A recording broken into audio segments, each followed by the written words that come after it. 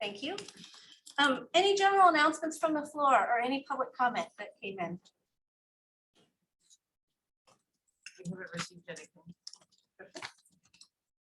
With that, we'll do a quick introduction to Adam and Crystal. We have Adam Lewis here in person and Crystal Grady virtually as our new board members. We're delighted that they were confirmed unanimously by the City Council. And I'm going to let them give a quick introduction to each of themselves. We had a really super strong candidate pool, by the way, and thank you to everybody who served on the nominating committee, particularly Aaron and Corbin, who co-chaired that group. Me and Ilana. Just Ilana. And Ilana. Oh, I'm sorry. Yes, Ilana co-chaired the group and Aaron. And then the others who were on the group, who I can't, so it was Corbin, Adina, Allie, Casey. And we got input from Stephen. Is that it? Did I miss anybody? I think that's right. Okay. With that, I'm going to let Adam introduce himself and let Crystal introduce herself. Sure. Thanks, everybody. It's good to see familiar faces, new faces. This is actually my third Portland Parks board meeting today. So I'm getting full go of it. So just a brief little background. I've been in Portland, I think the last 7 or 8 years now, and have really focused my professional and personal life on figuring out the ways that play, sport, game, self-expression, sort of all of the above, can impact large social challenges of a city and also create healthier communities to live in. And so what that's looked like in the past is working in collaboration with the Parks Department to bring soccer-based homeless services agencies to the city. And now I am actually gearing up starting Friday for a big collaboration with the World Athletic Championships in Oregon 22, figuring out like what the social impact legacy is of this mega sporting event. But most importantly is I am, very excited and very humbled to join you all and, talking about, frankly, the one thing that gets me most excited, and that's parks. And so I'm really happy to be here, but I'll hand it over to you, Chris. Good evening, everyone. My name is Chris O'Grady. My pronouns are she, her. In my day job, and I'm an operations and policy analyst at the Oregon Department of Education and a member of the Monacan Indian Nation. It's really important to me how green spaces serve as community gathering places, especially for BIPOC communities and LGBTQ+ communities, and what these green spaces can mean for the growth and development of children and families. So I'm so excited to be a member of the board. I apologize.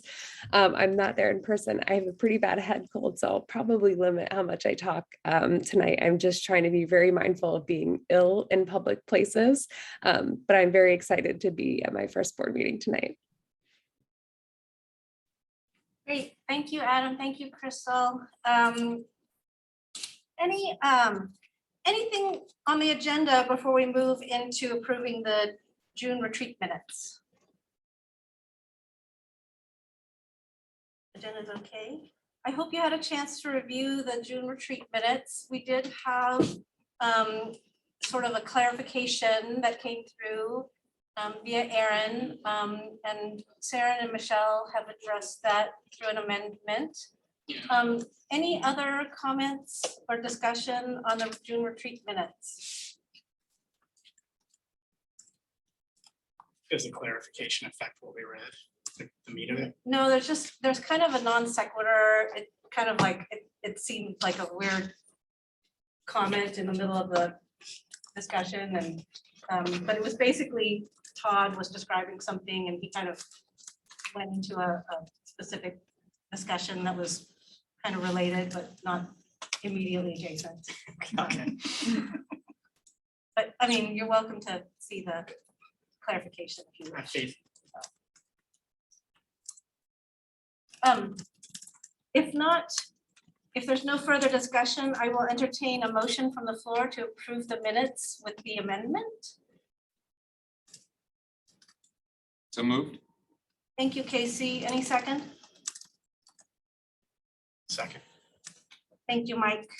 All in favor? Aye. Aye. Any Aye. opposition? Any opposition? Motion carries. Thank you. With that, we'll move into the director's report. Director Long. Great, thank you, Bonnie. So I have a few items that I want to touch on. First off, I just want to talk little bit about some council items that will be going to council this month. They're also on the agenda, but I'll just expand on them a little bit. On July 20th, we'll be asking council to authorize one or more competitive solicitations for professional, technical, and expert services. Price agreements in support of our capital improvement program in the aggregate amount for all contracts of up to $17.9 million. So basically, we're just asking permission to spend our money. Also on July 20th, Urban Forestry will be presenting an ordinance to amend Title 11 Tree Code that will address technical and minor policy changes. Our sister bureaus have been involved throughout the process. There have been public hearings that have been held and support letters received from both the Urban Forestry Commission as well as the Planning and Sustainability Commissions. And both the city attorney, city auditors, and the Development Advisory Review Committee, also known as DRAC, have reviewed the proposed amendments. And we did make some edits and amendments, modifications based on their comments.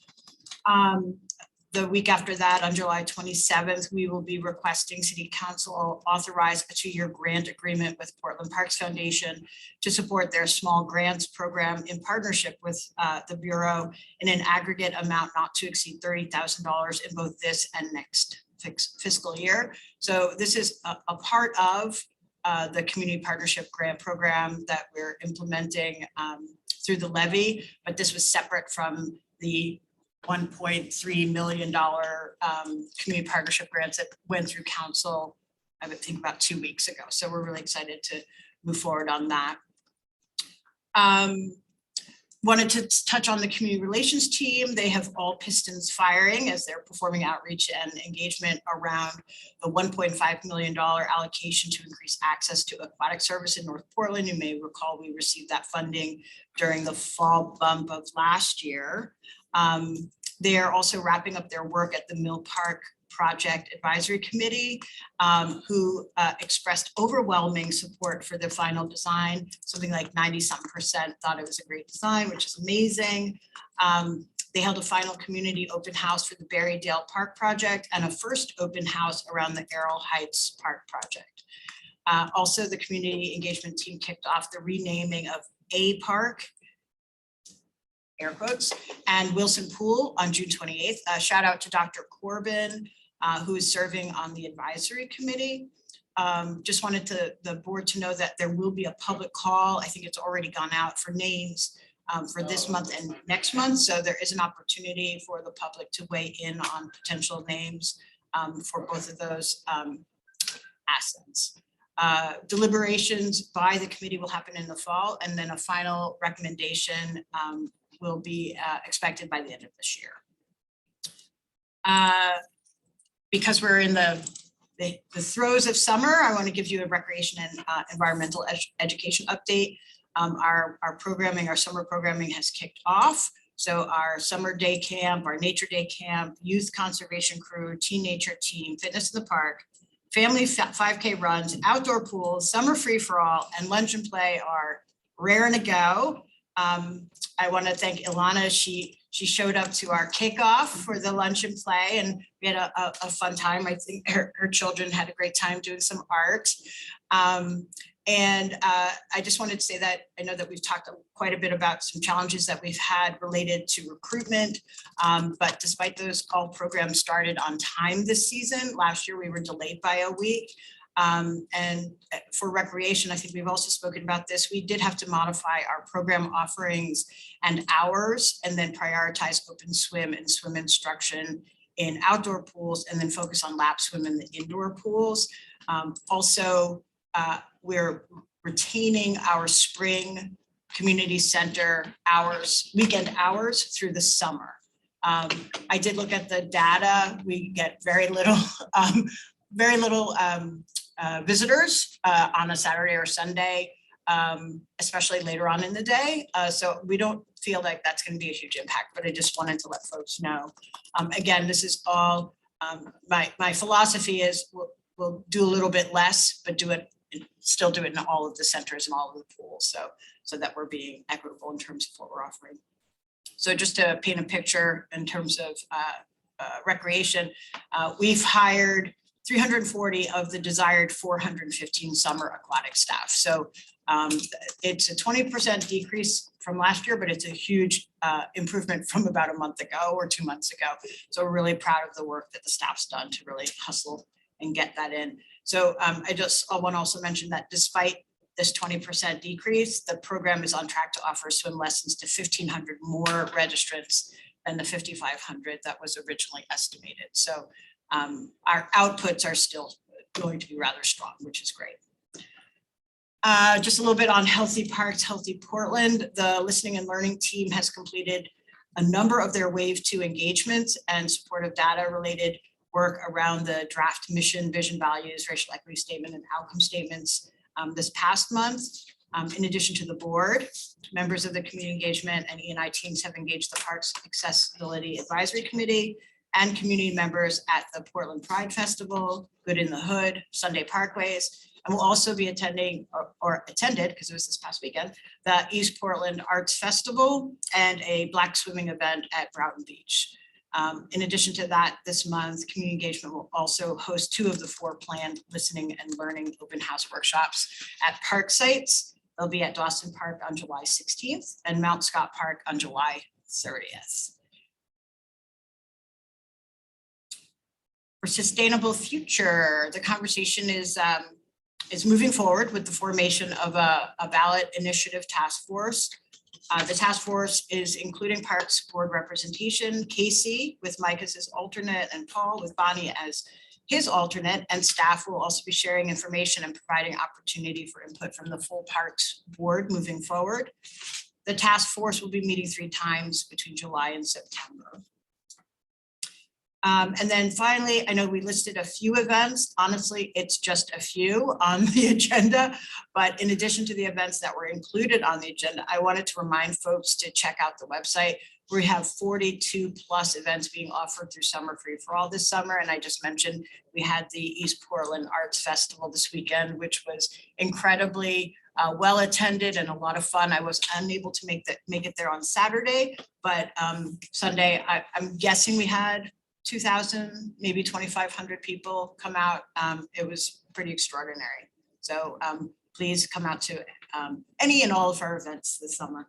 I also just wanted to flag, there's a tree inventory project that's returning this summer. We'll be updating a census of our over 218,000 street trees here in the city. The project spans 3 years, but volunteers are needed for 5 community inventory events that are happening this summer. No experience necessary, training and tools will be provided, and there's some information in the monthly report if you are interested. I'll just pause for a moment and of course remind folks that we have an incredibly long monthly bureau report that gets sent out, but I wanted to hit some of the highlights. Any questions? Thank you, Director Long. Any questions from the floor? I actually have some questions, if you don't mind. Sure. So tell me about this Title 11 amendment to urban forestry. You did specifically mention that there were letters from urban forestry and BPS that wrote letters of support. I can't help but notice that BES was not included in the list of agencies that you mentioned. Oh, well, they've been involved throughout the process. So BES, BPS, and BDS and PBOT are the 4 bureaus that we most often interact with in terms of Title 11. So any bureau that has any is going to be impacted by any Title 11 code changes are included in that conversation. Okay, and I was just wondering the degree to which it's going to affect the BES situation with the tree planting, or if it's not going to at all. No, it's I don't know the specifics, and I think Jen's not on the call just yet, but we can ask her when she gets here. Oh, Adrian's on the call. maybe Adrian can speak to the, I know we'll get to the tree planting issue, Right. and they did a bureau consultation process. Yeah. And so all the bureaus are okay with what they're proposing. There's no. Okay, thank you. We'll hear more about it when Jen speaks. I have another question, if you don't mind, with respect to the aquatics hires. I'm delighted that you were able to ramp up the hiring there and get more kids access to life-saving swimming lessons. Question I have is, what is, even fully staffed up, I know that there's been significant wait lists for swim lessons. What is our waiting list situation looking like for the summer? I'll defer to Maximo to speak to that. Hi, yeah, I actually don't have the wait list numbers right now. We can capture those together and follow back up with you on that. We've got 2 enrollment sessions that have happened. And so we've got the session A, which is underway, and then session B, which we're currently taking registrations for still. So we can pull that information together and get that out.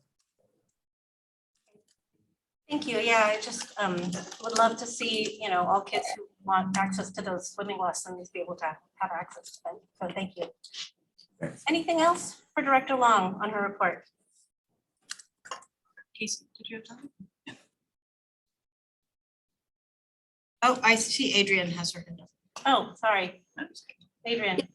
Not so much for Director Long, but I liked your question, Bonnie, about swim lessons and just, really wondering if we could get to a higher place with swim instruction, but even more outcomes in the community as sort of a wish list for the future, sort of to determine swim capability by age and, also some of the areas that we're interested in by, risk factor group, and work on that as a community over time, because, it's really a huge safety issue. So. Thank you for that, Adrian. I think that as we move into our actions and results work, specifically around recreation services, that'll be exactly the type of outcomes and measurements that we want to have discussions about. So stay tuned for more discussion around that for sure. Corbin. I see Corbin's hand up. Great, thank you so much. Going along with the conversation around swimming pools, how is the agency preparing for climate change shocks, whether that's heat waves, which did shut down some of the opportunities last year? Well, two things are going on in terms of cooling. One, we actually turned on our spray showers, our splash pads, and our decorative fountains early, and they're staying open on for an hour earlier and an hour later for the entire summer, which is huge.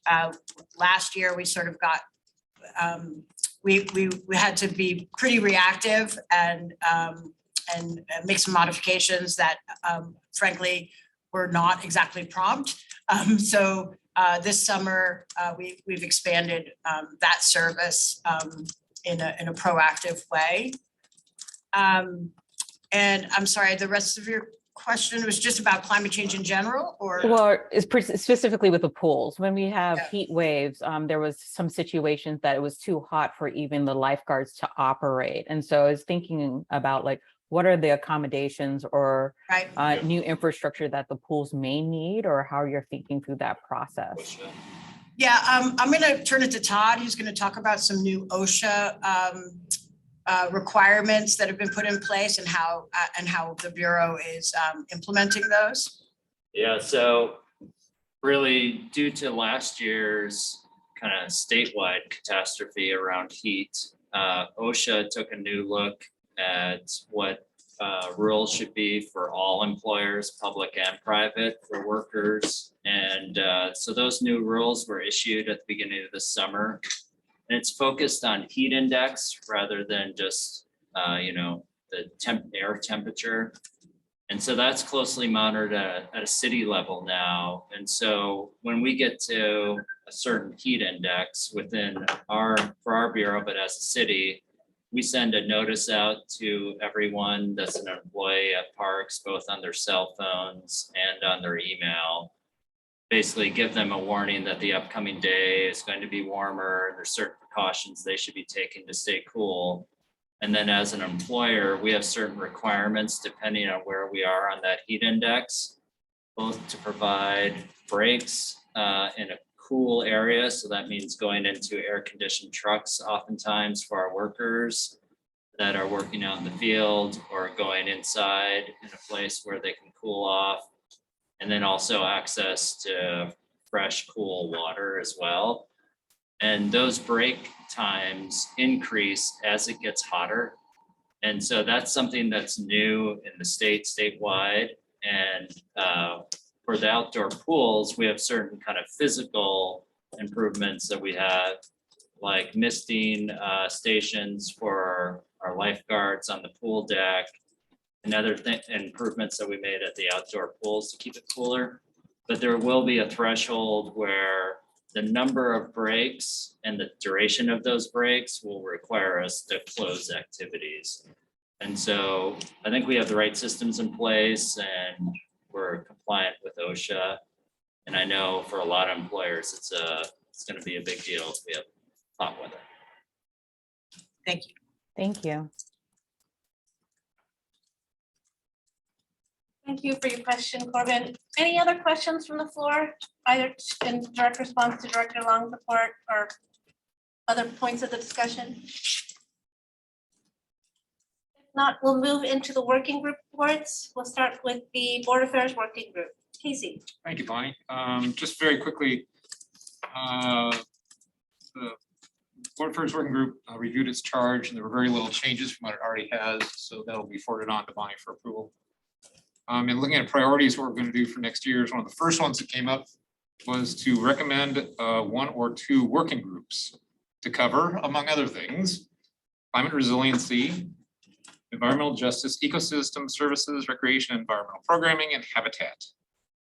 These discussions will be mindful of the time limitations that are already on volunteer board members. And then the only other thing we were looking at is board mission, but I'm going to save that for when we do the retreat recap.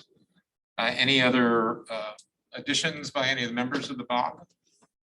And any questions by anybody? Thank you, Casey. Just to clarify, so looking at the scope of the different working groups, because one of the things that I was talking with Adam about is, his interest in the recreation programming and the degree to which that isn't currently within the scope of any of the working groups. So that's also included in the review. Correct. Yes? Yeah. Okay, thank you. I just wanted to clarify because I couldn't hear you very well. Thank you. Any questions for Casey or any additional comments from those in that working group?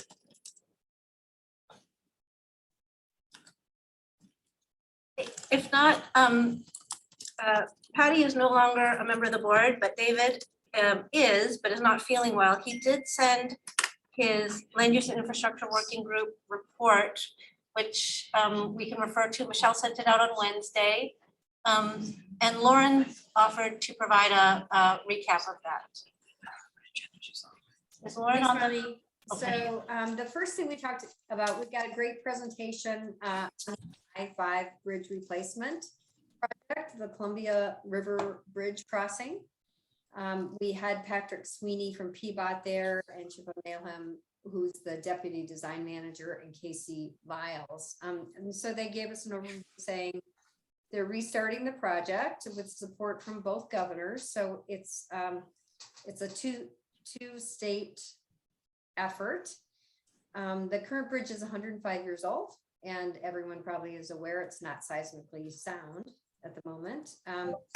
ODOT's involved in it. WSDOT, Washington Department of Transportation as well, and there's 9 partner agencies. So lots of people involved in it. It's going to be very complicated.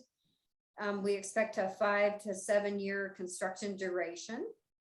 They are targeting equity and climate as key priorities for the project. community engagement, highly prioritized with accountability. And there's a dashboard on their website, so you can take a look.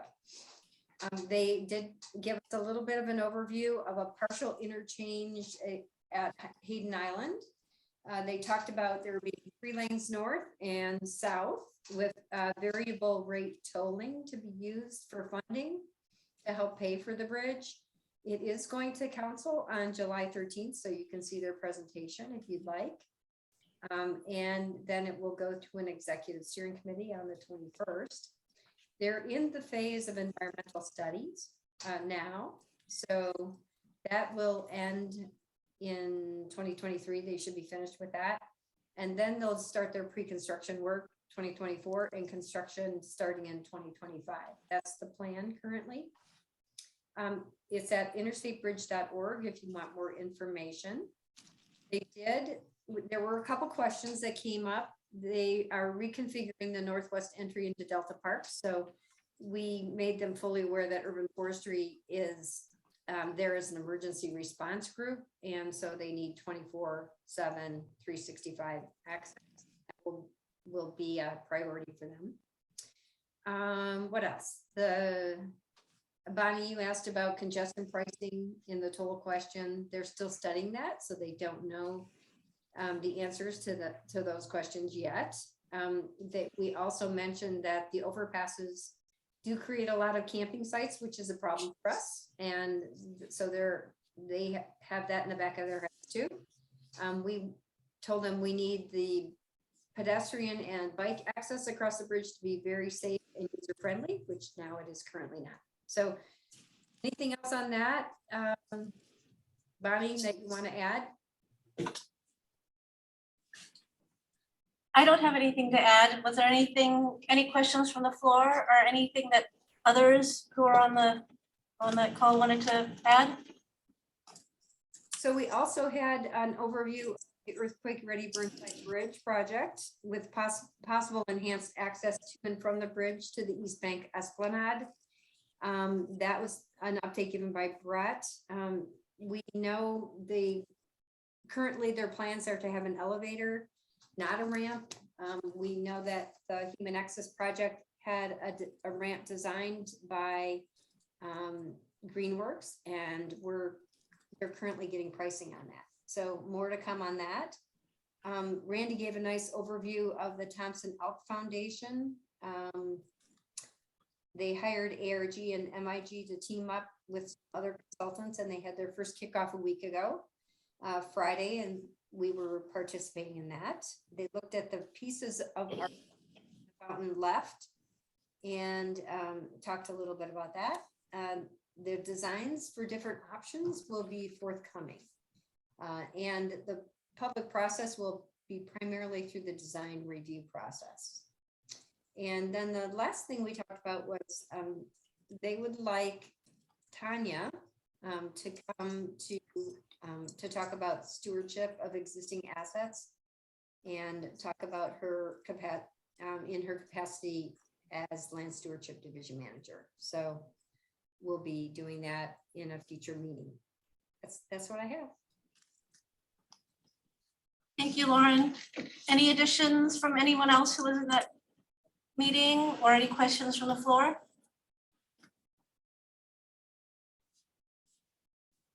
Thank you, Lauren, for stepping in. With that, we'll move to the Financial Sustainability Working Group. Mike. Sure, thanks, Bonnie. So the 2021-2022 fiscal year ended on June 30th. The books haven't been closed out yet, but through the end of May, the spending is significantly below what was budgeted.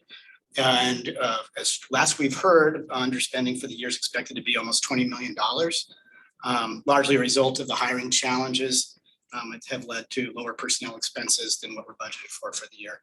We'll be seeing a pretty close to final year-end numbers probably at our working group meeting later this month. As we mentioned in the last meeting, the 2022-2023 budget has been approved. We're in that budget year right now. No, as I mentioned, there were no real surprises to that. One note I don't think I touched on in the last meeting that I do want to touch on is council added a note to the budget, an amendment that, without getting into too much detail, essentially allows parks to carry over any underspending from last fiscal year to this fiscal year. It's kind of a new world to have underspending in conjunction with having the levy. So this note also requires parks to work with the CBO and a controller to develop a report on the lessons that were learned. That's going to be presented in October to reach some kind of shared resolution for how to deal with this issue of leftover budget resources for the remainder years of the levy, if that should be an issue going forward. As it relates to the 2023-2024 budget, in our last working group meeting, park staff gave us a draft of concepts for Director Long's guidance for the budget. Just to remember, as a reminder, the purpose of this guidance is to inform parks division managers on the budget priorities so that they can submit their priorities informed from this guidance. The overall and I know that I think the guidance has been released internally in parks, and we as a board, I think, should be seeing it fairly shortly. The overall development and decision-making for the budget is going to occur from July to December. One change from past years is that there's going to be more time built into the process for internal and external engagement and for linkage with Healthy Parks, Healthy Portland. One point I want to make is for the last couple of years, the fall bumps, and I should probably define this for the new board members. BUMP stands for Budget Monitoring Process. And what that means is a budget set once a year, but twice a year in the spring and the fall, adjustments are made to the budget and voted on by council. The last 2 years, the fall bumps, there was a lot going on between the levy and COVID that required some pretty significant adjustments. I think the hope is that going forward, it will be a little more routine and not nearly as interesting as it has been in the past, and that the significant budget decisions will be more part of the annual budget process like they've historically have been in the past. So the overall theme for the budget's really this coming year is going to be about absorbing the additions from 2021 that still need to be made. And looking as a result, the Bureau is looking to minimize the number of new requests. The focus is going to be on implementing and working towards next steps in the Sustainable Future effort. And as it relates to Sustainable Future, Adina already mentioned the Ballot Initiative Task Force. So I don't think I need to touch on that, but we will all as a board have an opportunity to opine on that at least once, but I think twice in the next 3 or 4 months. Any questions or any comments from anybody else in the group? Mike, you're really becoming an expert. I was about to say, he totally nailed it. That's okay. I'm not sure that's a good thing. Adam, you're up next month. Mike, do you want to talk a little bit about the BAC process? Oh, sorry, Corbin has her hand up. Yeah, Corbin. Just a quick question regarding the $7.6 million for vehicles. Is there anything saying what type of vehicles are they? Are they electric? Are they conventional? Is there any sort of stipulations put on the types of vehicles that are going to be purchased? Yeah, where feasible and reasonable, we are actually purchasing a lot of electrical vehicles. Right now, you may recall Mount Tabor Park, Mount Tabor Maintenance Yard is under construction, and as a part of that, that park renovation will be installing electric chargers. And so it's not just sort of the traditional sedans and other sort of passenger vehicles, but we're looking at and starting to purchase large fleet, large equipment that it will be electric as well. So we're definitely moving in that direction. And I don't know how many we've already have in place or not, but Yeah, we start giving you a count. If you're trying to buy a Ford Lightning, you can't get one because we're buying them. Well, I'm very glad to hear the move towards more renewable energies, especially around vehicles. Last question regarding that charging station. Will it also have solar panels to maybe offset some of the electricity costs moving forward? Lauren, can you speak to that? Yeah, yes, I can. So the charging stations at Mount Tabor Yard are actually being put in by City Fleet. So they have solar panels on them, but that is something that we could do in the future. So just to jump in on that, where we've had success with solar panels is on some of our roofs. And so some of our community center roofs, we've actually had purchase power agreements with third parties where they got the tax credits, and then we end up owning the system at the end of the life term of the agreement, but we get the benefit of the green power. So we've done some of that in the past. So I think that's our opportunity either on land, but some of our maintenance yards are so site constrained, we don't really have the kind of square footage for PV panels, but I think on rooftops. And then big policy question in the past, we've talked about not so much from parks, but citywide of looking at big tracts of land like PIR or other places where the city might install PV, but nothing active right now. Thank you. Thank you for your question, Corbin. I think Adrian has a question in the chat. I cannot see that. It says, what is the outlook for improved spending? And by improved, you mean spending more of what we. More? Todd or Claudia? Yeah, I can take this. So a lot of the underspending, if you will, were positions that were full-time permanent positions that are under recruitment now. And so between kind of now and the first quarter of the calendar year, we're just on a full-time recruitment hiring push. And so if you know someone that's looking for a full-time permanent job, make sure they're checking our website. And part of the lag in making some of those hires is we're in the process of completing acquisition of a lease in East Portland for a large maintenance facility. And a lot of our workers will be assigned, new workers will be assigned to that location or open up capacity. And we hope to get that in place actually in this coming month. And then the move in for that, again, will be the first quarter, second quarter of next calendar year. So we still won't be spending the 48 million that we're collecting every year, probably fully next year, but it is still budgeted. So we're still gonna probably have some savings just because of that lag. What that does for us kind of from a stability standpoint is, as everyone knows, there's huge inflationary costs that are going on right now. And so that underspending is going to allow us to stabilize over the life of the levy. And so it's dampening that concern. And then it also provides us kind of more flexibility for choices to expand services during the levy. And then also our goal is still to spend the money during the 5-year period, but it also provides kind of a hedge on the end of what the replacement resource of the parks levy is. Adrian, did you have a follow-up question? Yeah, thank you. That makes a lot of sense and that sounds really good. What's our ability, what's the staffing ability to actually respond to applicants?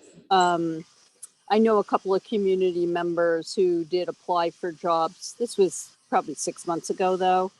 And, never even got any kind of communication or response. So, where are we with that? Does Margaret want to take that? I see Margaret. Yeah, sure. I'll go ahead and take it. Great question. 6 months ago, our staffing was very different on the workforce development team. We were in between talent acquisition specialists. Since that time period that they experienced that, we've added a talent acquisition specialist, also an additional person. So instead of 1 6 months ago, we now have 3 on the workforce development team. And we've also been expanding our work with the Bureau of Human Resources. So where I could see that happening 6 months ago, it shouldn't be happening today unless it is already positions that have been filled. And so they might receive a delay in response because we're not actively hiring at this point in time in that position. So there might be a little bit of a delay, but shouldn't be no response. Thank you. Thank you for questions. Anything else for Mike? Mike, did you want to talk a little bit about the BAC process? We pulled it into the Financial sustainability Yes, I working- should now. Sorry. Yeah, so every, Seems relevant, right? the Parks Bureau, and I think every bureau in the city have what's called a budget advisory committee. I think they're required to. And what the mission of the budget advisory committee is, as I believe, correct me if I'm wrong, is to provide input and feedback on the budgets that each bureau is ultimately submitting to council for approval. Historically, or at least while I've been on the board, our budget advisory committee has operated kind of parallel and independent of the financial services working group. And it's composed of most of the people that are in that working group, but also a number of community stakeholders from different community organizations to try to get broader representation. There's been. And labor representation. And labor, thank you, some couple of the labor unions.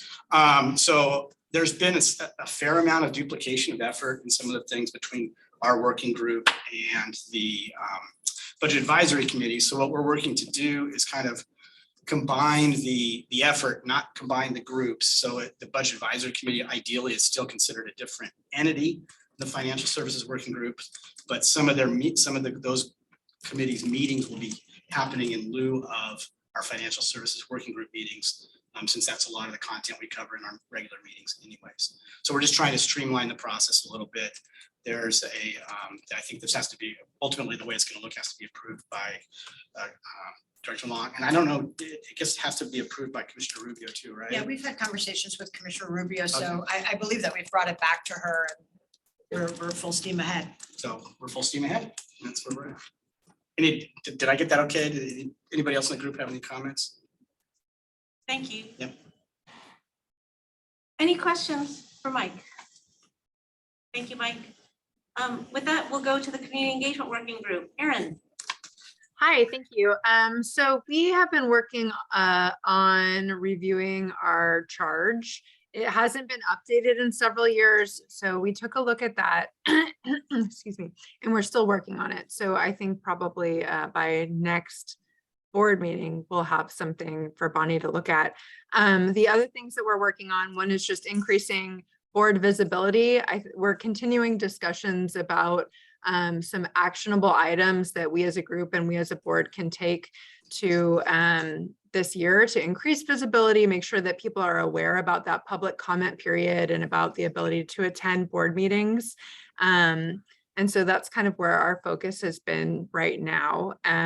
Oh, the other thing I was going to say is, and part of that is like getting out to these amazing events that Parks is doing. And so I'm just thrilled to hear about all the really cool things. So you might be hearing from me as the board, you know, to coordinate. If you're going to go to one of these events, maybe we can meet up there. And so that's my hope for this summer. I know summer is so busy, but there's so many great opportunities to kind of connect with the parks and parks users this summer. So you might get an email from me saying if you want to go to an event. And I encourage other people too. If you're going to something, let people know so that, you know, we get an opportunity to connect with one another and also with the community that's attending the programming. That's it for me. Thank you, Erin. And when you're looking at your scope, one of the things that I would like you to do, and Adam would like you to do, is, you know, think about the degree to which the scope of the community engagement working group includes sort of opportunities for public to participate in programming, because for organized sports, that's an area of expertise for Adam, and one of the things that we want to sort of think about. So to ensure that it's captured in one of the working groups. Mm-hmm. Okay. Any specific questions for Erin or comments from the floor? Corbin. In addition, I would love if we can get some sort of name badges, something to like show that we're part of the Portland Parks Board, especially if we're going to do some meeting and greeting or tabling or hanging out with the community. That'd be great. And maybe I should have brought this up during when you were talking about the agenda. I would really like to see the public comments 10 minutes really be a standalone dedicated time in the beginning and the end without anything else in there, just so we can really hold that space for community members. So just a thought, maybe like the first 15 to 20 minutes could be dedicated to like call to order, general announcements, and approval minutes, and then going to those 10 minutes. That way, I think it will showcase that we're very serious about holding that space for public comments for our community members. Yeah, I support that. If Sarah and Michelle can note that and include that in future agendas, I think that's great. Any other, thank you, Corbin. Any other comments with respect to community engagement working group? Questions from the floor? If not, we'll move into the foundation report. Randy. Hi, everyone. I'm going to start off this evening with a small grants program. I'm putting a link in the chat. We gave away 13 grants for a total of $25,000. We were able to up our usual amount courtesy of the levy money we received from PPR, which is really awesome. And it enabled us to do a lot of different things with that money. I'll just sample a few things to give you a sense of it. For one, we got to like circle back with groups that we've worked with before. For instance, Friends of Gateway Green, which we helped them kind of get started a long time ago as a fiscal sponsor, and they did what they did, and the place got built, and now they're circling back to how they can engage neighborhood residents. And so we gave them $2,000 to work with the PSU School of Urban Studies to develop a park user pilot study. So that's really fun to be able to circle back with them on that. Let's see, we're working with Independent Publishing Resource Center on a series of to support artist fees for facilitating community building arts programs associated with parks. The Pacific Northwest Council of Water Protectors for support honorariums for speakers and workshop leaders for some of the work they're doing. Interesting one, Portland Opportunities Industrialization Center plus Rosemary High School. They're getting a $2,000 grant to fund a water quality testing research project that will introduce youth to the process of scientific field research in Portland parks and natural areas along the Columbia Slough. And then Pros Before Bros, which actually already happened. They did a wonderful poetry fest in Peninsula Park on Juneteenth. So just a really great spectrum of stuff we were able to support. So we're really happy about that. Meantime, you've heard me talk about it before. I will talk about one more time with you, which is Paseo. I'm going to quickly share a deck just to give you a sense of what we're doing this coming weekend. Really hope to see you all there at some point. Oops. There we go. Everybody see that? Yep. Okay. So it's Friday 5 to 9, Saturday noon to 9, and Sunday noon to 5. And as you'll recall, this festival has been curated by a steering committee. We were just serving as fundraisers and executive producers of it. And so this is really the group that put together all the programming, and we had some great sponsorship from PGE coming back after our sort of almost festival last year that got T-boned by COVID, by the Delta variant, and then also major sponsorship from the city, which was really awesome to get, and really seeing the value of this community-led downtown festival. And here's a map to give you a sense of it. We'll have 3 stages. One will be sort of situated looking down Madison Street from the museum. Another one will be at Szymanski Square, and that's going to be entirely indigenous programming, Danu Yash, which means welcome to you all. And we have a really amazing group of activities there, everything from canoe carving to aerial display to elder poets to a Two Spirits drag show. So we're super excited about that. And then the Director Park stage which will feature a lot of dance performers and family-oriented activities. We've got all kinds of things going on. We have a South Park Blocks scavenger hunt, nature scavenger hunt. And we've got a great lineup of talent from very well-known folks like LaRonda Steele and Aaron Nigel Smith to lesser-known folks like Fish Martinez and Kunu. So it's both emerging talent and established talent.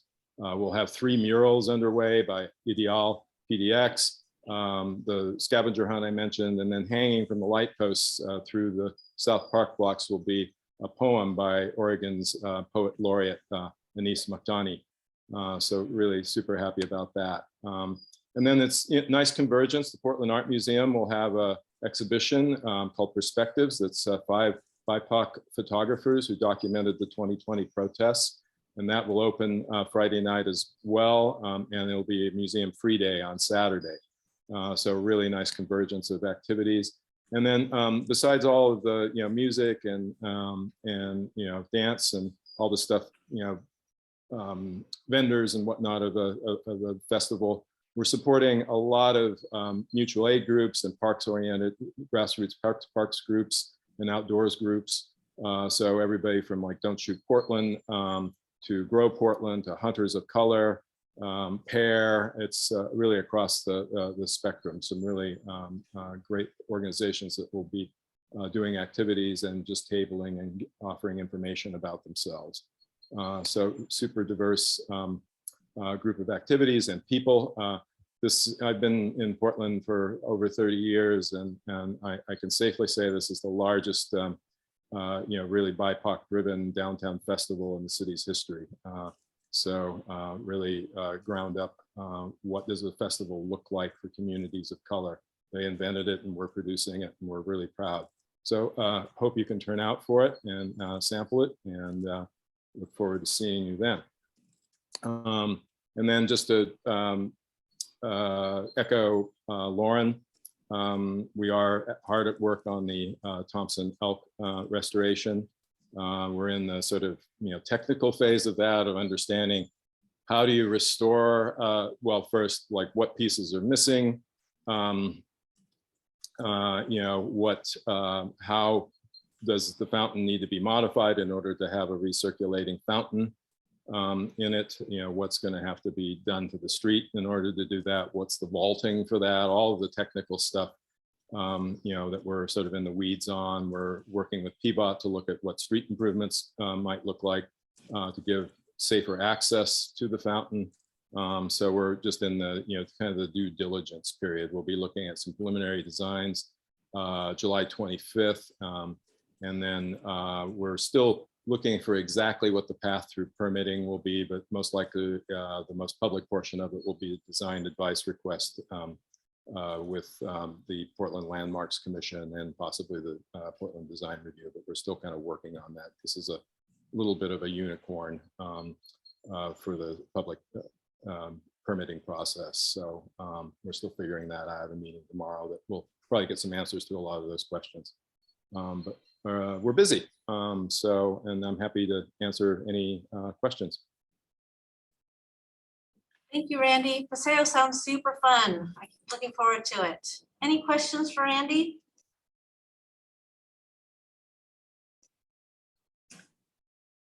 Okay, thanks everybody. Thanks, Randy. With that, we just kind of wanted to do a quick board retreat recap. In terms of, you'll recall that we had sort of opportunities to provide feedback on the Healthy Parks, Healthy Portland process. And we tried to take that information to feed into our own board mission vision planning process and have that inform the individual board priorities that will serve to work to inform the individual work plans. So with that, I wanted to sort of revisit what those are going to, the next steps in that, what's going to happen with the mission vision process. And then we are going to talk about the possibility of devoting an entire full board meeting to talk about priorities so that we can inform some of our work planning. With that, Casey, you want to talk a little bit about the board mission vision process? Sure. First off, I want to thank Ally and Corbin and Mike for sharing the discussion groups, and Alejandro for reporting out on one of the groups, and then Ally for coordinating everything and getting me notes, and then Michelle for sending me the YouTube link so I could watch all you guys in action. That was fun. And I want to thank all of you guys for all your thoughts and ideas in terms of what the mission should be. Those thoughts and ideas will now be presented into the Board Affairs Working Group and try to blend them into the existing mission, or maybe even overhaul the existing mission. And although we want to have the board's mission be in concert with the Parks mission, we may be able to draft, at least I'm hoping we'll be able to provide a draft to the board sometime in September or October, so we can start discussions there. And I just want to remind people that don't forget that even if the board votes to approve this as its mission, it still has to go up to the city council as a new statement of purpose for us and an amendment to the city code. Anybody have any questions regarding process?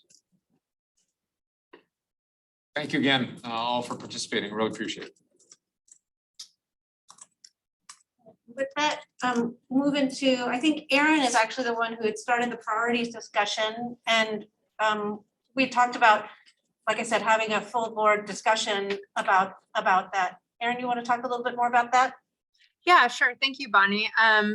So at the board retreat, one of our topics that we did our small breakout rooms on was priority setting. And looking through the notes from our different breakout rooms, I think we have some really good feedback around what we maybe should or shouldn't be doing when we're setting priorities. Like we should maybe limit how many priorities we're setting. We should stay nimble so that when things come up, we're able to address them. And that maybe we should be thinking about what kinds of measurements we want to implement to see how we're doing with our different priority areas. And I think we had some good and robust discussions, but looking through it, and I thought it might make sense, and I just want to kind of gauge how other people feel, to actually spend a full board meeting talking about this, because I feel like we need more time than what we had at the retreat. And there may be some guidance that we could provide in advance as well that would help people kind of think about this in advance and be able to bring it to a board meeting. But I think it would be helpful if we're going to be looking through the notes. It seemed like, generally speaking, people are in favor of setting priorities and kind of focusing on certain things. So I think the work of actually doing that is something that's going to require more time. And so that was my hope, is that we could set aside a board meeting and not have the updates and all of that, but instead be able to have kind of an open conversation with one another. Maybe we can do some breakout rooms to start thinking about what are our priorities for the year and how can those guide the work of the working groups and the work of the board. And so, yeah, I want to kind of turn it over to all of you to gauge what your thoughts are on that, if that's something that you would want to be doing, or I'm just going to open it up.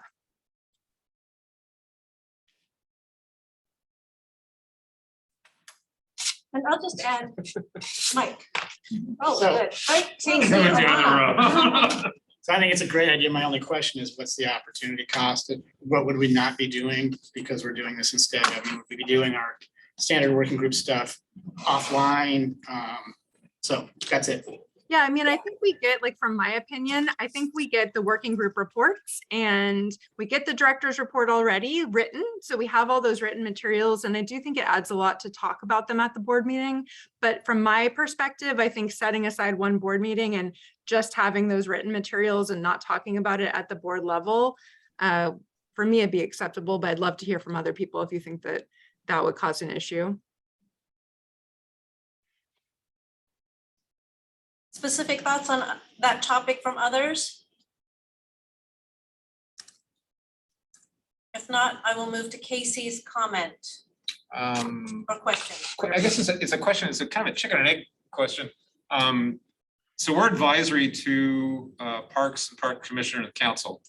And so I'm wondering, whatever we do, if we're going to do this for a full day or, for a whole meeting, I think it's imperative that we have a representative of the Commissioner's office here. to go through the process. So however you set it up, I think it's important that they're here and they know what we're trying to do. Yeah, I will note, Stephen usually does come, although I do note that he's not here today. So I didn't check in with him before this meeting to verify he would be here. So for the new board members, Stephen Herrera is Senior Policy Advisor to Commissioner Rubio and usually attends our board meetings. So I guess we would want to definitely verify that with him. And it can also be a topic of discussion and the leadership team does have a quarterly meeting with Commissioner Rubio. And it's something that we could certainly discuss with her. But again, if it's going to be informing our annual work planning, we wouldn't want to wait, for example, until like late fall to have that discussion. Other thoughts on that before I move to Alana and then Ali and then Sabrina? Go ahead, Alana. Okay, I'm going to jump in. Erin, I want to thank you for bringing this up. I think as an advisory board, it is easy to sometimes get caught in the minutia, and being able to take a step back and in conjunction with some of the conversations around mission and things like that, say, okay, what is it that we actually want to focus on? That's going to be really helpful for our work and for making sure that we're adding value to the department and providing the guidance that I think this group was created to help provide. I just want to make sure that as we think about the work that's happening around our mission, those two conversations are happening in coordination. If we're talking about a meeting set aside for mission and a separate meeting set aside to talk about priorities, let's make sure that those conversations are integrated in some way so that we're not inadvertently pulling ourselves in different directions. All good points. Thank you, Alana. Yeah, everything that Alana just said to save us time is I agree with. Just I think it would be great, especially for board unity and again, sort of all pointing in the same direction towards some key goals. So yeah, everything Alana said, I'm on board. Thank you, Ali. Sabrina. Yeah, I definitely think that giving space at a board meeting sounds great.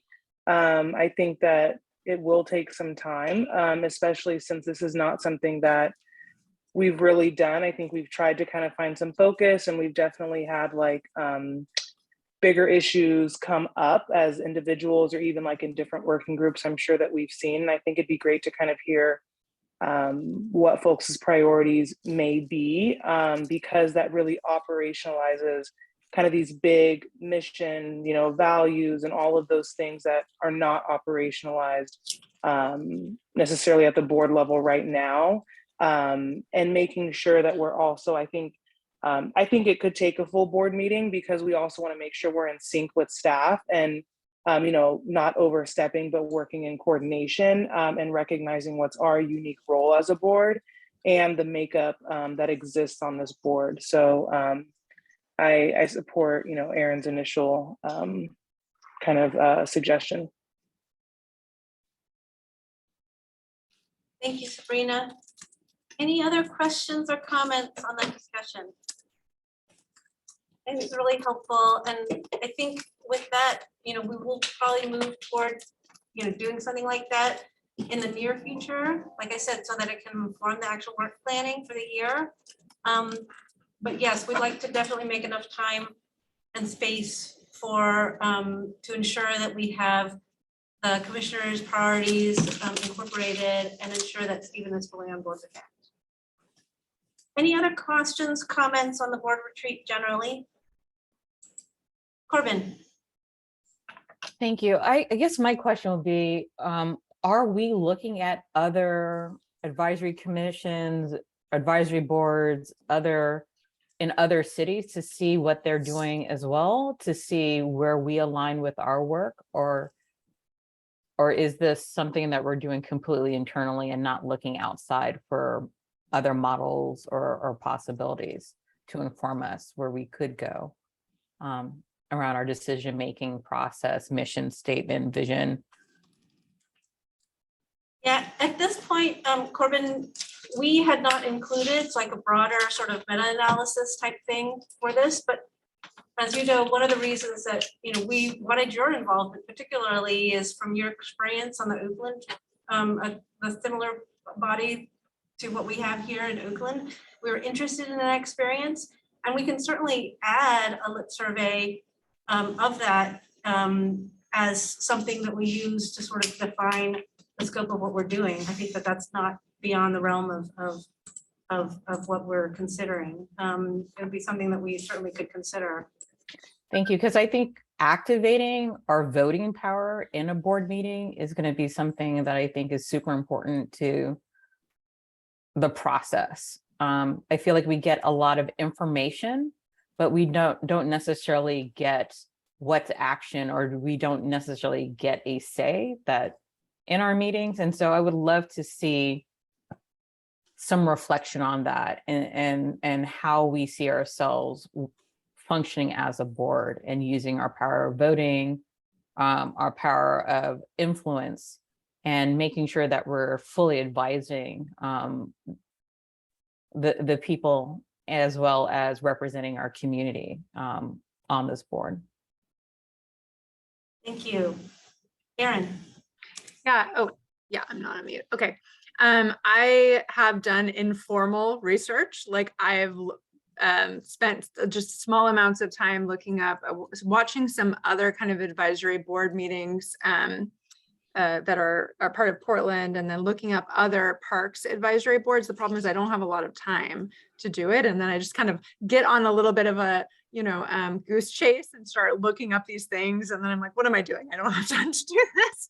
But I think it's great. Like, I think that spending some time doing that, or if we have any resources available to us, maybe from the Office of Community and Civic Life, that might be helpful. See, how are these other groups within the city operating, and then also making some connections. I mean, I've found that lots of cities have advisory bodies. I mean, there was just an Oregonian article, I think it was in the Oregonian a few days ago, that referenced the Lake Oswego Parks Board making some advice on pickleball and like voting on something. I found that really intriguing because it seemed very different than how we operate as an advisory body. And so just seconding what Corbin is saying, I think like doing some research and reach out to some of these other groups on how they're operating could benefit us.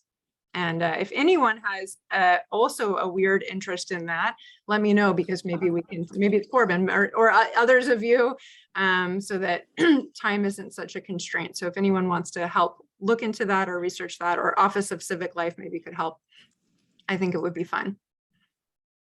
Thanks. Thank you. Maybe we could create a repository on our SharePoint site or something like that. That would be a place where we could sort of, the experience that you have, Corbin and Oakland, or the experiences that you've researched, Erin, we could sort of, like I said, use a repository and a SharePoint site so that we can know what people have researched and use it as a basis of information. Anything else on that topic? Yeah. Again, thank you all for the great input from the board retreat and this additional feedback. I think this is really helpful in terms of thinking about how we can make our work to really help improve the parks, which is our overall goal. With that, we're going to move into the tree planting update with Jen. I'm gonna kick us off. Yeah, that's a good idea. I think we need a little bit of context. Yeah, sure. As you know, we're in the middle of a climate crisis, and the need for increased tree canopy in Portland, which helps to address high temperatures, urban heat islands, and other heat-related health issues and deaths, is receiving quite a bit of attention in the media lately, as it should. A local nonprofit tree planting organization called Friends of Trees has also been connecting with media outlets about the expiration of their tree planting contract with the Bureau of Environmental Services, and they've been advocating for their program both in the city and beyond. We've asked Jen Cairo, who's our urban forestry manager and city forester, to give us an update on that work. And I've also asked that Tim make himself available as he's been our point of contact with the media around the recent articles that you all have seen. So I will just pass it to Jen. Thanks, Adina. Good evening, everybody. I'm going to give a little bit of a background and then get to the update of where things are at now on tree planting coordination. So as with other services in the city, there need to be managers and regulator roles with trees, and that's Portland Parks and Recreation Urban Forestry's role. And as you also, many of you know, Portland Parks and Recreation and the Bureau of Environmental Services, what I will sometimes call BES, have been working to streamline and make city tree planting more effective and efficient. And there have been several steps in that process over time, and that work continues today. When Nick Fish was our commissioner, he also had BES in his portfolio, and he recognized overlapping work in the two bureaus and wanted us all to work together to improve in those areas. One of those areas was realigning tree planting programs. The bureau staff worked together to do that, and it was determined that tree planting in BES would be realigned into Portland Parks and Recreation. Some folks had concerns about that decision, so it wasn't enacted at that time. Rather, another facilitated process with stakeholders was undertaken, and that one included Bonnie. And outcomes of that process included focusing on improving outcomes for Black people, Indigenous people, and people of color in Portland and low canopy and low income neighborhoods as a focus for the city's tree planting, and that is captured in the city's tree planting strategy, growing a more equitable urban forest. Also aligning city tree planting programs to integrate outreach and engagement, policy planning, planting, stewardship efforts, and full life cycle tree management, which means, from selecting and preparing a site, to planting a tree, establishing a tree, caring for it throughout its life, hopefully maintaining it so that it stays with us as long as possible, and then removing it and starting again. And also investing new resources in engagement to ensure that tree planting activities match the needs and values of communities. And finally, making it seamless for community partners to work with the city by clarifying bureau roles and responsibilities, business processes, funding, and other things that can and have in the past been sort of barriers to moving ahead together. So to that end, Parks and BES, Parks Urban Forestry and BES managers have and continue to work together regularly. And that work has gone well and some progress has been made. One result is that clarification of roles part, that Portland Parks and Recreation is the city entity planting and establishing street trees in priority areas. And at present, BES planting focuses more on private property. So they're not planting street trees anymore. Instead, Parks Urban Forestry is doing that. BES is focused on private property. A written agreement, what we call an interagency or intergovernmental agreement on roles and responsibilities, coordination, and funding between the bureaus for tree planting has been proposed. It continues to be discussed, and no written agreement yet exists. Parks is also ramping up planting in general, thanks to the Parks Levy, and to fulfill Levy, Portland Urban Forest Management Plan, and tree planting strategy commitments. And this work includes increasing partnerships, community tree stewardship, more and strategic tree planting, and making city contracts more accessible to historically excluded communities. So recently, what you're hearing in the news is BES, as Adina said, made a decision not to extend their contract with Friends of Trees, which was one of their contractors. BES had extended that contract for a year, and that is now expired. Parks, Urban Forestry, has a current planting and establishment contract with Friends of Trees, and that's a separate contract from the one that Friends of Trees and BES had. And in the city, when new contracts are due and resources become available, we'll work to prepare what are called requests for proposals.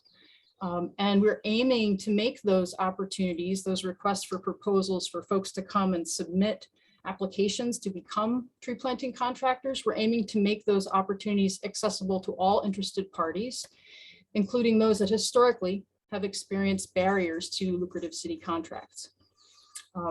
Those contracting opportunities will be shared widely, and Friends of Trees and all other interested parties are most welcome to apply. When we think about tree planting, it's it's similar in some ways to other infrastructure in the city. So if you think about trees, you can think about maybe roads and wastewater systems and potable water supply and traffic systems. Just like in those situations, we need to do tree work, planting and care and otherwise in a way that is based in science, arboriculture and urban forest management best practices, and also sustainable practices that will function for us now, but also for future generations. We've just learned within the past few days, some of you may have heard, emerald ash borer has now reached Oregon, and it will decimate the ash tree population. Also recently you've heard, and we know, Portland's canopy is declining rather than expanding. And of course, the climate crisis is worsening and people have lost their lives in Portland from extreme heat. So more is needed in every way around trees, planting and otherwise. More partnerships, more collaboration, more resources, and more effort from all directions. And that's what we're trying to do, focusing on. Thank you, Jen. Oh, quick hands. I don't know. Oh, okay. Ally, Aaron, Adrian. I think Aaron was a lightning second before me. Okay, Aaron, Ally, Adrian, Corbin, in that order, and also in that order on the screen. Great, thank you. Okay. So I don't have a question so much. I just feel like this is an opportunity for me to voice my frustration reading through these articles, and then also just being generally aware of this for the past year. The fact, a few facts. One is that Friends of Trees has been around in Portland for decades. I know that for a fact because when I was a child, my very first volunteer experience was with Friends of Trees. I was probably 10 with my mom going around checking on the trees that were planted throughout the neighborhood. I think that, Friends of Trees, I understand it was through BES, but that BES is now not responsible for that program anymore. And so how could they renew a contract? Also, the contract is a $1 million contract. Friends of Trees budget is $3 million. So it's literally a third of their budget that this small community-based nonprofit organization is losing, along with just all the people that you bring in through that work, which I don't think can be easily replicated by a bureaucracy like the city in the same amount of time. It's just very frustrating to me. $1 million is the amount of money that typically the Parks Department returns to the general fund due to underspending. We just heard about $20 million in underspending from the Parks levy. I want to be in alignment and collaboration with the parks, but when I read stories like that and I hear from Friends of Trees, and I hear what, Jen, thank you so much. I mean, I think you talk about it in a great way, but the facts of the matter are this organization is losing 1/3 of its budget, and that I think that there will be consequences from that within the city. And it's just sad that we can't find an opportunity now to extend a contract or open up a contract process, or have transferred that contract over somehow to parks. So I just feel the need to voice that. Yeah, that's all. Thank you. Ally? Yeah, I also have significant concerns. It sounds like an RFP process hasn't even started yet. And so there's this desperate need for trees. There's problems with staffing within parks, and we're taking out people who are actually doing this work instead of thinking of it as I feel like it's either or thinking instead of both and thinking. So these people have been, Friends of Trees have been in the community doing this, and yes, open it up to more, and yes, create that process. But at a time when our trees are in desperate need, I'm curious, is Parks capable of doing what Friends of Trees was doing in the interim? And how long will it take to get back up to speed of where Friends of Trees had the city in terms of extra in terms of support? So I'm curious what the lag time is and what that's going to cost the community and trees in Portland. Thank you, Ally. I'm going to kind of try to get to everyone's comments and questions first, just in case we run out of time, so that if we can't respond to everything, we can at least respond after, if that's okay. Adrian? Thanks. Yeah, thanks, Jen, for your presentation on this. I think it did, clarify a few things. I also have heard about this over time through Urban Forestry Commission as well as here. And I know this was a really sort of a difficult negotiation and administrative process that you have put a lot of time into and Atina has put a lot of time into. And I think one of the difficulties is that actually the communication with the public has not really been clear. It has a lot of positive things in it, a lot of truths and things like that. But, I guess in summary, the upshot is that the roles of different city bureaus in planting trees needed to change. And therefore, who was contracting with who needed to change. And kind of Friends of Trees got a little bit lost in the shuffle.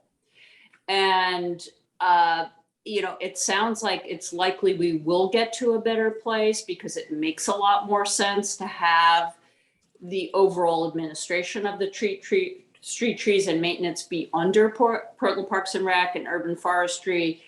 But the concern that others have expressed about this very effective community organization that's very well loved, that actually has a lot of proven relationships with the BIPOC community and so forth, it's just a tough thing that they may be done in by this. We just don't know. Hopefully not. So I think it would be good to hear a very specific timeline about. I was glad to hear that there will be a new contracting process. It'd be good to hear about what the timeline is for that. And whether, there's a way to support the successful community organization in the interim. Thank you, Adrian. Dr. Corbin? I feel like I have a few questions, but I'm going to try to focus in on the tree planting and the climate change question, because we do know that it takes time for trees to maturate till they become useful as an ecosystem service by providing us canopy.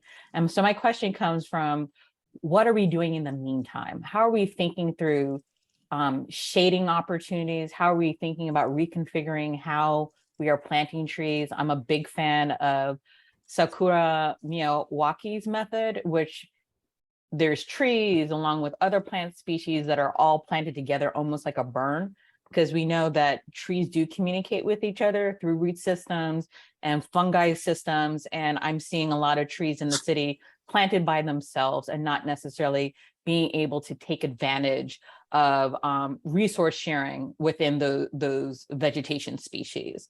And so as we're facing climate change and as we're thinking about ecosystem services and really thinking about how we can create these shading opportunities for communities, are we also thinking about how to plant these trees in our parks? I did a lot of driving around during the heat wave.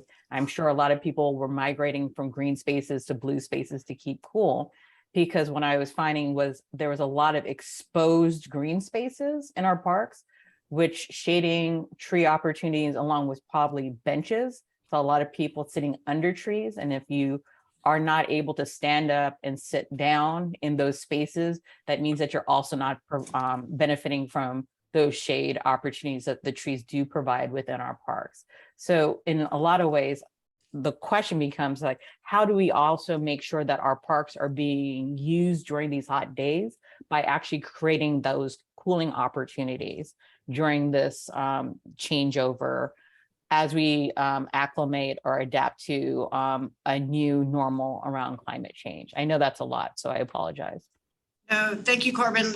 Like I said, I appreciate everyone's input, and I would like to ask Tim, if he wouldn't mind coming off mute, to just talk a little bit about the piece that there was one question or comment in particular about the lack of communication to the public or inadequate communication to the public, and just talk about how we've had to be reactive to these inquiries and just generally how the media has been sort of interpreting the information that's been shared with them.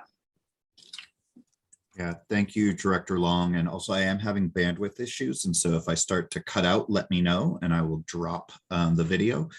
So yes, this is something that we've been working with community members and the media for a number of months. I'd say since January, February, Friends of Trees have gone on a significant advocacy push around this. For this particular story that occurred with the OPB, we've been working with the reporter since March. They originally asked us for electronic correspondence from Jen and Director Long for I think something like 4 to 5 years. As you all know, we have a very small comm shop at this point, and it was going to take a significant amount of effort to look through those, all of those thousands and thousands of emails. So we negotiated with OP. Oh, there he goes. All right. Turn off our video. I don't know if that's It's gonna more help. for him. Yeah, everyone's on video. Oh, everyone's frozen. Uh-oh. Tim, you're taking us all down. All right. There you go. I'm not sure where you lost me, but we. Yeah, you were talking about OPB. Yeah, so we worked with them to supply them with 2 years worth of public records of email correspondence, text correspondence. Jen and a counterpart at BES did a joint interview so that the reporter was able to ask any questions that she had around the relationship of the bureaus, the way that we're working. No. Yeah. Poor Tim is in his basement at home and all right, so we'll pause on Tim's response. Maybe he can provide some. Possibly can. Tim, we've lost you again, so we're just gonna have you pause at this moment, but thank you. Perhaps we can provide the board with some written material to describe the process, but in the meantime, we do have another guest at 6:30, but Jen, were there any answers that you have top of mind to any of those questions that you'd like to share? And then we can promise to come back to the board to address those items that don't get addressed today. Yeah, great. There were many things I'd love to talk about. A few things, just going down the list of my notes, and this won't be complete. And Adina, you'd said there'd be some follow-up later, so we'll have to capture some things there. But you know, in parks, including urban forestry, we do something on the order of 51,000 volunteer hours a year. And there's a lot of volunteerism around trees that we do in urban forestry. Right now, the street tree inventory, for example, is happening, and that's completely done by volunteers. That'll be thousands and thousands of hours of community building and tree stewardship and appreciation building.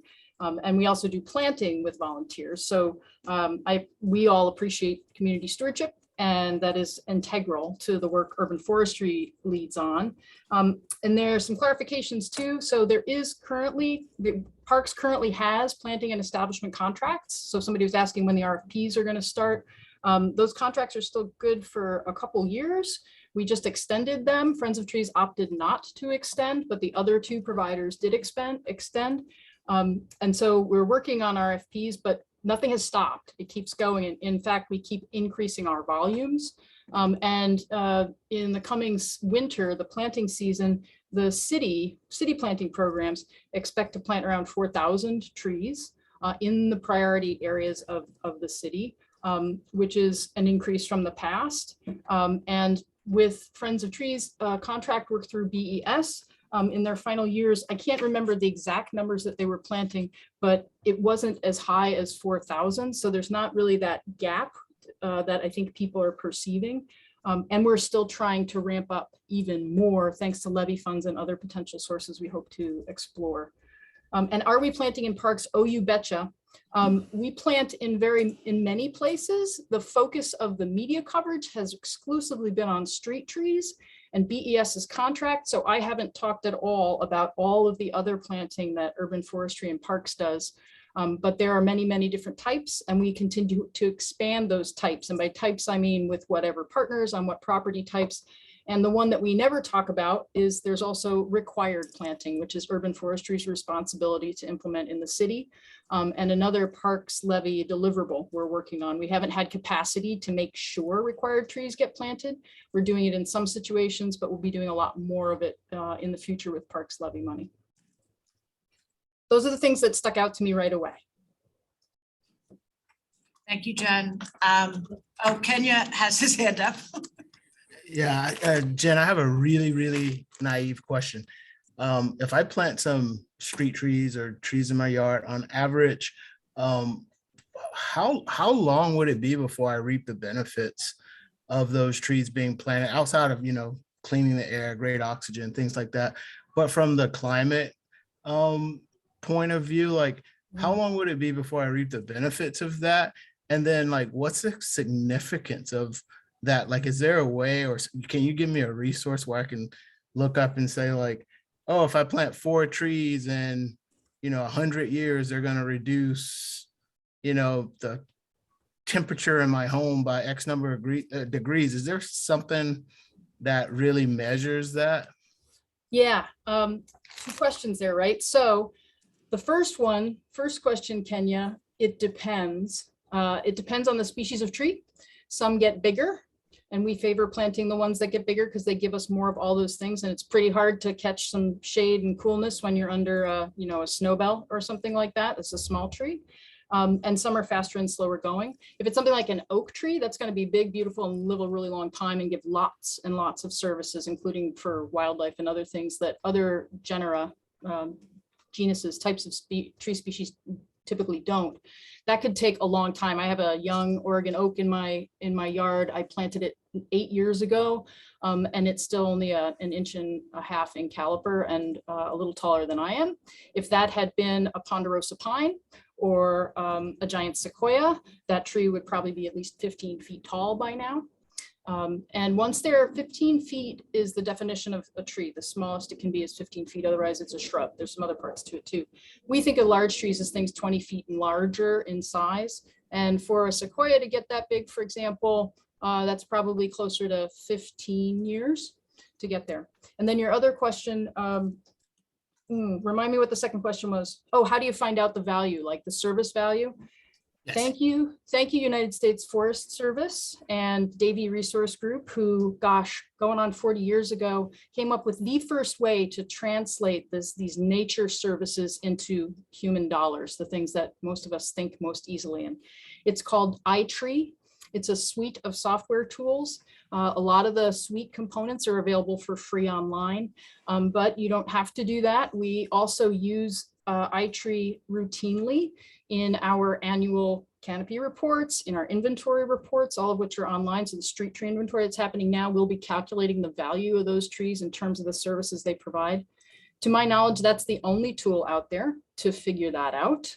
And it's also not it's a tool, but it's not the greatest. It's incomplete. There are so many services that we human people need from the tree people that are really hard to count at all and very hard to count in dollars. So it focuses more on stormwater mitigation value, air quality value, the value of energy savings from shading from the sun or blocking the wind, and a few other elements, but doesn't focus on the wildlife habitat value or quality of life in your community, walkability of neighborhoods, buffering from traffic and noise. Those things and others aren't captured in iTree. But just remember iTree, Kenya, and I'm happy to talk your ear off about it, as you can tell. Awesome. Thank you so much. You're welcome. So I think that we're inching into our next guest speaker. So I want to thank Jen for coming today and for sort of talking us through background and the nuances of the work that's been going on and dispelling some myths, and also Tim for his support and for all the great questions. So whatever we didn't get to, I saw Jen feverishly taking notes, and Michelle, of course, will be taking notes, and we'll try to circle back with y'all on the very specific questions that you asked. I'm going to turn it back to Bonnie for the remainder of the meeting, if that's okay. Yeah, great. Thank you. Yeah, thank you, Jen, and thank you everybody for your questions. Our next guest is Aaron Graham and Preston Green from OMSI. Now, David was supposed to provide this sort of introduction, and again, he's not feeling well, so I'm going to muddle through it here. But basically, OMSI has prepared a new master plan, and given the scale of that master plan and the likely impact that it will have on, the waterfront area, and whatnot. We wanted to hear a little bit from OMSI directly. At this point, Aaron and Preston, my understanding is that you have submitted for land use approval. So conceptual designs only. So likely it will have some conditions related to that before you go into building permits. But you know, we wanted to kind of get a high level overview of what you guys have planned. So Aaron and Preston, I think I saw Preston sign on as well. Yep, I did. Top left. Yeah. Thank you all. Aaron, are you there, or would you like me to start? I'm here, and I have a presentation to share. I can do a really quick introduction. I'm Erin Graham, she, her pronouns, and I am the president and CEO of OMSI. And Preston, do you want to introduce yourself? Yeah, thank you, Aaron. I'm Preston Green with OMSI as well, Vice President of Real Estate and Facilities. And thank you all for having me. I'm trying to switch you over to my computer here. So if you see a quick change in me while Aaron's talking, that's what's going on. So thank you for inviting us to share an update with you today. We've made some really exciting progress on the OMSI district planning and project. And as Bonnie mentioned, we did submit a master plan to the city of Portland to go through the land use review process in November. And we have our first land use review hearing coming up in mid-August. So I look forward to sharing with you some more details of that plan and the partnerships that we've developed to work on it to date. And I realize that since this is a combined meeting with some folks remote, you may not be able to see all the slides, but I'm happy to send this to everyone afterwards and answer any questions to make it a little bit easier to see.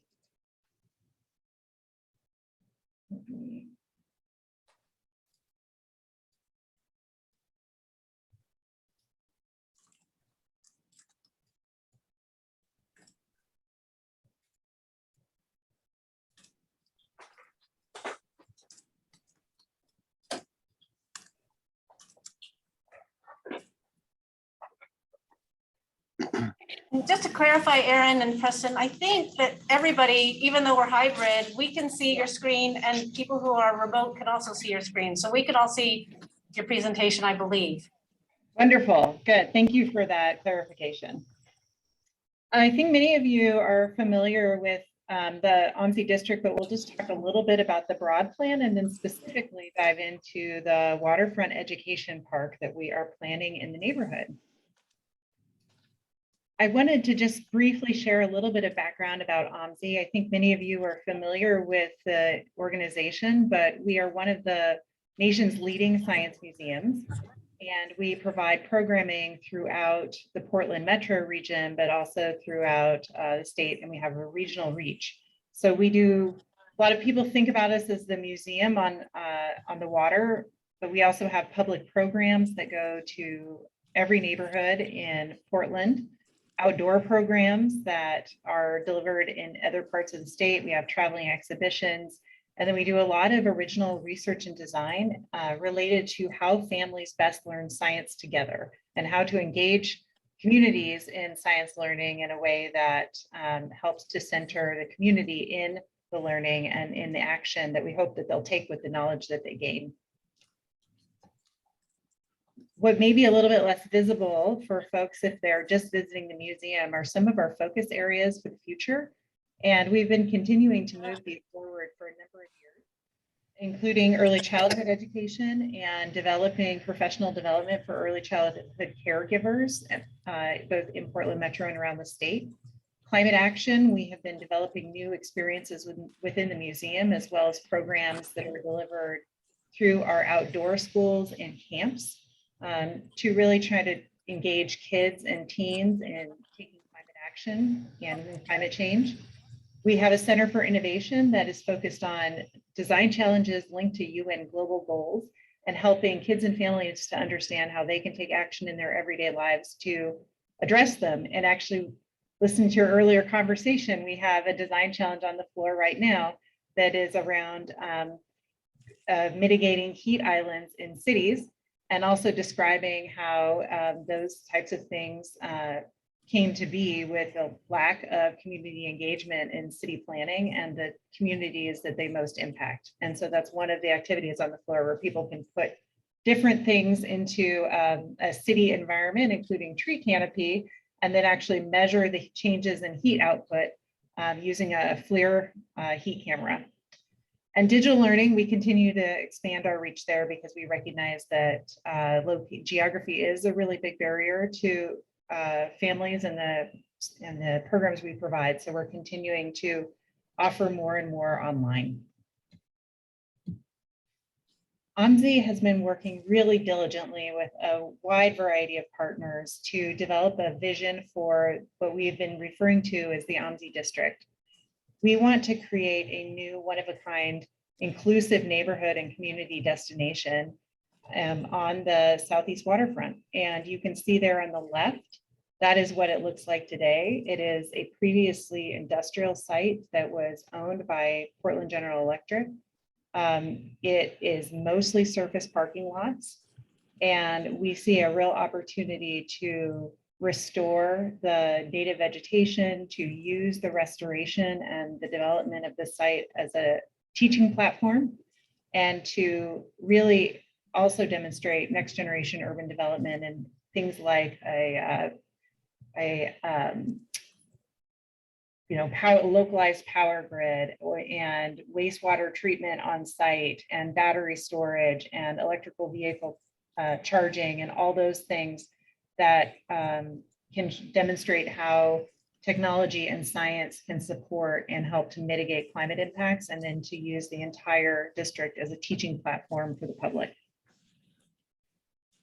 Our goal, as I mentioned, is to create a new neighborhood for Portland. We want it to be a hub for innovation, arts, and culture, a center for science learning and climate action, and really showcasing climate solutions throughout. This is a major hub of transportation in the city, as you all know, between Tillicum and streetcar and MAX. And so it's a place where people from all over the city can get to relatively easily. And we also want this to be an economic growth driver for the city and a pillar of OMSI's financial sustainability, as well as an opportunity for our partners to increase their financial sustainability. The development plan we submitted to the city includes 24 acres of new mixed-use development and the opportunity to develop up to 3 million square feet of mixed use, could be office, retail, residential, and hotel space. We have special zoning in this area and the plan currently calls for building up to 1,200 units of new housing. And we would really like to explore additional opportunities and strategies to increase the affordability and the number of affordable units. The plan includes a new waterfront education park, which Kristen will talk about in more detail, public plazas and event spaces. We want it to feel like an energetic day and night district with things happening here all the time, and maker spaces, festivals, things that we have done to activate the property over many years, but to create really the environment and the neighborhood to help people feel welcome and comfortable in coming here. Our plan also includes Portland General Electric, PCC, and Portland Opera as formal partners on the master plan, but we have been working with a lot of other partners to develop the vision and the ideas that you'll see as we progress through talking through the waterfront education park. This is an illustrative site plan that was part of the master plan submitted to the city. The waterfront education park is about 1/3 of a mile here and is a linear park. And we'll talk a little bit more about the specific reaches of those as we go through this. This is a new water avenue that aligns the fast-moving truck traffic and bike traffic to the exterior of the district and has a new cycle track there. And this connects to the green loop as well. There would be a lot more canopy in this area and a lot of areas that where there's opportunity to increase what we're kind of calling these green fingers that come through the site. I will just mention that these tracked outlines that you see are not designed, they are not buildings. And in fact, the buildings would not go out that far. That is just sort of the opportunity for the building footprint at this level of the master plan. And then you can see here in this other drawing, you could see maybe how buildings could be laid out within those areas. One other feature I'll point out is that there is an intentional pedestrian spine through the center of the district here that runs from the station through the middle of the district and all the way to the north to PCC. So in 2021, it was, we got a grant from Metro to work with the affiliated tribes of Northwest Indians and the Columbia River Intertribal Fish Commission to study the idea of creating a Center for Tribal Nations in the OMSI district, as well as to develop this park, this waterfront education park, and have it be centered in Indigenous ecological knowledge and science. OMSI has worked with CritFic since the 80s. We've developed a salmon camp with them and have done a lot of other work with them over many years. But we didn't learn about this desire among Indigenous communities to reestablish a presence on the Willamette River until we were doing our most recent strategic plan. And that includes a lot of community listening with communities within Portland, but also in broader outside of Portland Metro and across the state. When we were having those conversations, we heard that this was a long conversation that had been going on with the city of Portland, I think since the 50s, around creating some sort of center on the riverfront. And we said, well, maybe this is the opportunity to do it. So we approached Metro and received this planning grant, and we're now about 18 months into visioning both the Center for Tribal Nations as a vertical development within the district and this waterfront education park. So from there, I will turn it over to Preston to talk more about the park.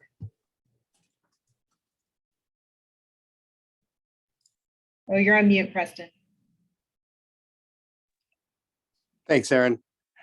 As you can see, as we'll get further through this, Aaron talked about our wide array of partners that we have here. You'll see this in our last slides. This has really been a 18-month process and collaborative process that began many, many years ago. And so to get to this point where we now have a vision of what our tribal partners would like to see, and we have some themes and points to point to as we look to actually develop and implement this park for ourselves, OMSI, the city of Portland, our tribal partners. If you want to go to the next slide. Thank you, Aaron. Here is a quote from Jeremy Five Crows of the Nez Perce, who has been a longstanding partner and who we work with diligently. We were on the phone with him today, and it's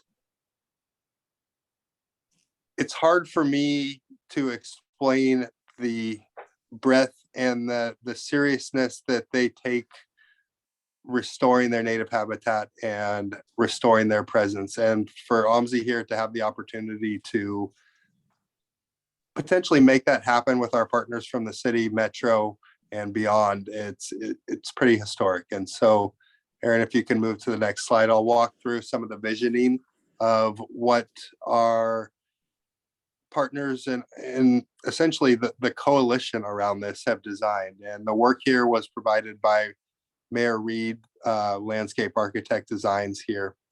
And as you'll see here, you see the current picture. What we're trying to do is right now, it's concrete, it's overgrown vegetation, and we're trying to bring the water closer to the people.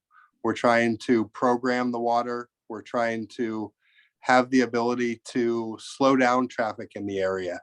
Right now, you have a bike path that has fast moving traffic along with pedestrian traffic.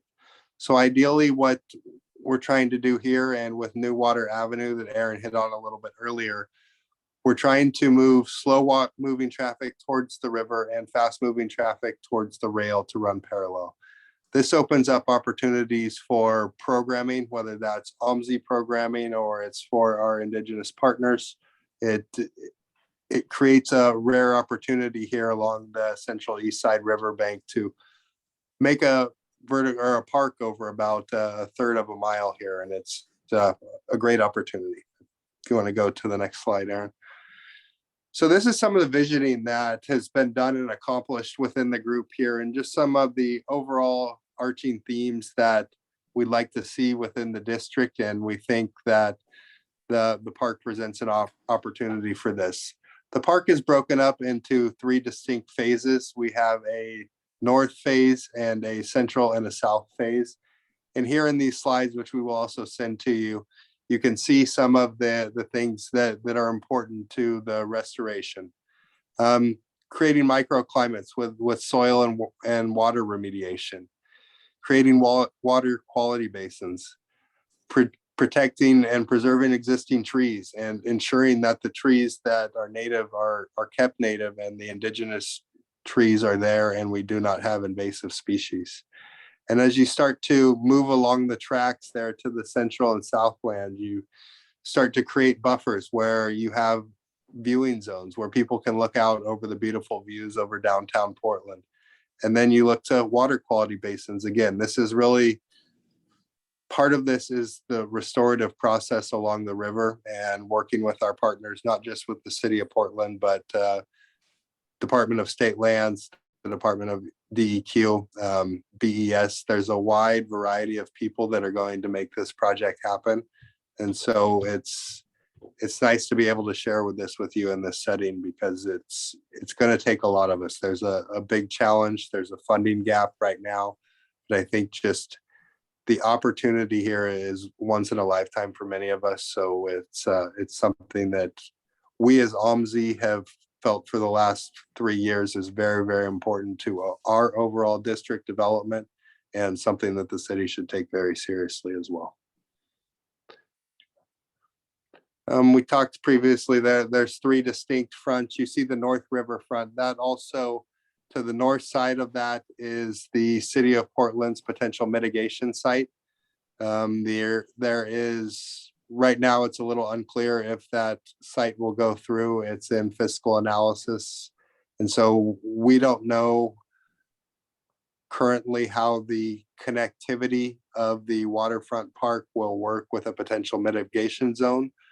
But the focus here is on what we can control, and that is the 3 regions within our ownership that ideally will become either tribal owned or city owned once a park is complete. We have the North River front there, and that's fine. As we move to the next slide, you start to see some of the actual attributes and what we're trying to achieve. Built-in seating along the waterway. Right now, if you walk along the waterway, there are places to sit, but it could be improved drastically. Cultural placemaking and wayfinding throughout the park. This is a very important. As people walk through this area, they start to understand the culture, what we're doing here with the restoration and the history that came before that. Spaces for outdoor classroom education and gathering space. OMSI's right there. It's one of the great science institutions of the United States and of the world. And we've got the opportunity to bring classrooms outside of our doors and to take those classrooms down to the river and program that, so that our future generations are really learning about plant habitats and getting to explore this native habitat.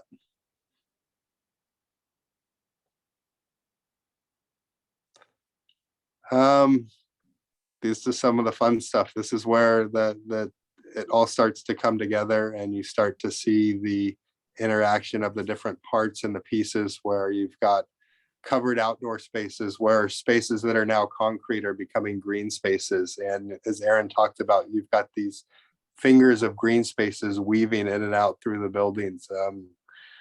And it's just creating that lush canopy that represents the city of Portland in this area, but also doing it in a built environment.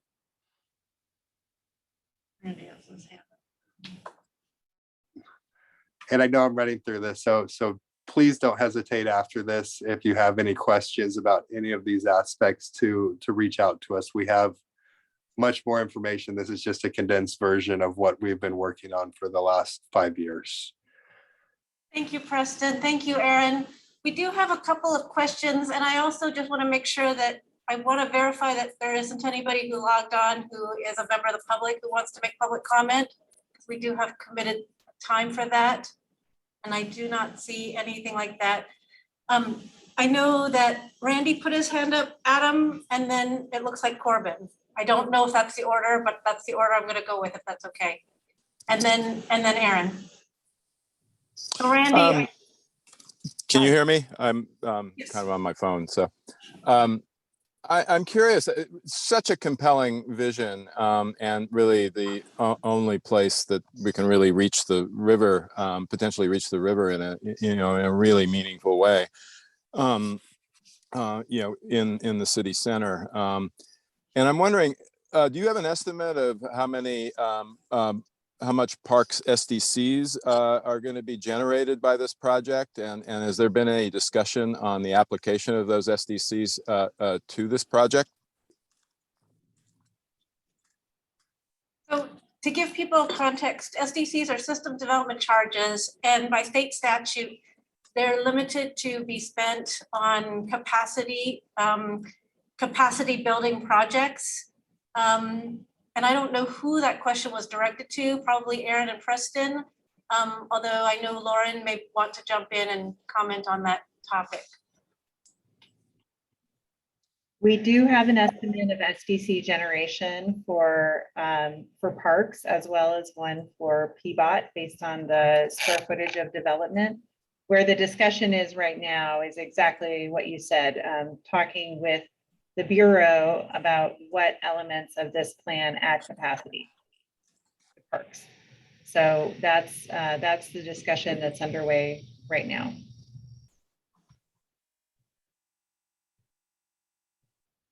Adam. Cool. Preston, Aaron, thanks so much for presenting. As a total nerd for parks, the park looks really cool. I have sort of, it's a two-part question. First one being a little bit potentially more straightforward to answer is the building of the park also contingent on the larger development? And to dovetail onto that, it does seem like an amazing plan, but the question that I always want to return is, it's an amazing plan for who? Because ostensibly what you're talking about is one of the greenest communities in the city, and undoubtedly an institution like OMSI is prepared to take on that challenge. I know you mentioned that there's 20% allocation for affordable housing, and also a big part of the plan is establishing the economic vitality and stability of OMSI as well as its partners. So, OMSI is a multi-million-dollar organization. What is the criteria of equitably dispersing your partners and making sure that revenue is ending up in the hands of the communities that are being represented in the park and also represented in the community? It's a great question. So to take the first part of your question, the park is not necessarily contingent on doing the other parts of the district development. However, we do think other parts of the district development will probably go faster than the park. We received $5 million from the state of Oregon in 2021 from the Capital Construction Fund to begin working on how we construct New Water Avenue and some of the roadways in the plan. So based on our costing and estimates and conversations that we've been having with Department of State Lands and some of those other groups that Preston mentioned, we anticipate that the other parts of the development will move forward faster. Also, we anticipate that OMSI will have to mount a capital campaign to fundraise to help to develop the park and to do some of the environmental remediation that will inevitably need to be done because it was a former industrial site and we don't quite yet know the extent of that. So we're planning to fundraise for that. OMSI is, you're correct, we are a large institution and we are not funded by the city or the state for our operations. So we're a private nonprofit. So our income comes from earned revenue and philanthropic contributions, and mostly from earned revenue. So this is an opportunity for us to create an endowment for the institution that helps us to increase our educational offerings for people in Portland Metro and around the state. And we do a lot of that at significantly reduced rates or for free. So that's part of our mission and how we're making sure that science education is accessible to all. To the other part of your question, how are we thinking about making sure that we're sharing in prosperity and elevating partners? We have a lot of partners in different communities that we work closely with, including Black, Indigenous, rural communities, the Latinx and Hispanic communities. And so throughout this entire planning process, we have engaged them closely in talking with us about their hopes and aspirations for the district. And we are now with We All Rise and Field States that are two organizations that help to develop basically civic value frameworks that help to guide long-term property development projects like this one, because we do want to make sure that this is centered in our values and is genuinely inclusive and is genuinely reflective of what communities would like to experience here. Part of that, and also your question about housing, we are really interested in finding ways to make having more than 20% affordable housing pencil. And we've been talking with NEA, SEI, and Hacienda CDC about that, because they have all been working on pretty innovative, culturally specific housing models. And we're interested to see what we can learn from them and how we might be able to apply that here. Great. Thanks, Erin. Thanks, Preston. Corbin, Nova, and Sabrina, I see somebody named Russell, who's not a board member, has their hand up, and I don't know if it's a member of the public trying to make public comment. Yes. You want to identify yourself and Sure. make your comment? A chat message. I wasn't sure if that got to you, so I'm speaking. And the question is the same. There was an early slide of the master plan showing associated housing or structures, and I couldn't tell if the train museum was proposed for removal. I would voice objection to that if that was the case. I think it's a great community resource and a unique facility. Thank you. I have nothing else to say. We agree with you. And so the Oregon Rail Heritage Museum is still in the plan, and the railroad tracks are in the plan. And we're kind of working, the new Water Avenue would be aligned on the sort of the water side of the railroad tracks. But we partner with Oregon Rail Heritage, and they're a great partner in the district. Thank you, Erin. We have Corbin, Nova, and Sabrina. I recognize we're over time, so if folks do need to sign off, I understand, but since we are at the end of the day, I'm going to go ahead and let folks ask their questions, if that's all right with everybody, before I officially adjourn. Go ahead, Corbin. Thank you. I guess I have an overarching question regarding what is the anticipated addition of green space based on acres? And it sounds like it's going to be a linear park. And I'm also, if you can also include the green roofs in that. I cannot give you that number off my head, but I can certainly send it in a follow-up to you, unless you know that number, Preston. I don't know it off my head. And regarding the green roofs, none of the buildings are at design phase yet. We're essentially master planning the plots, and each building will have to go through design review. So we won't have clarity on individual buildings and green roof capacity and what's happening with essentially sustainable agriculture or just traditional green roofs until individual buildings are built.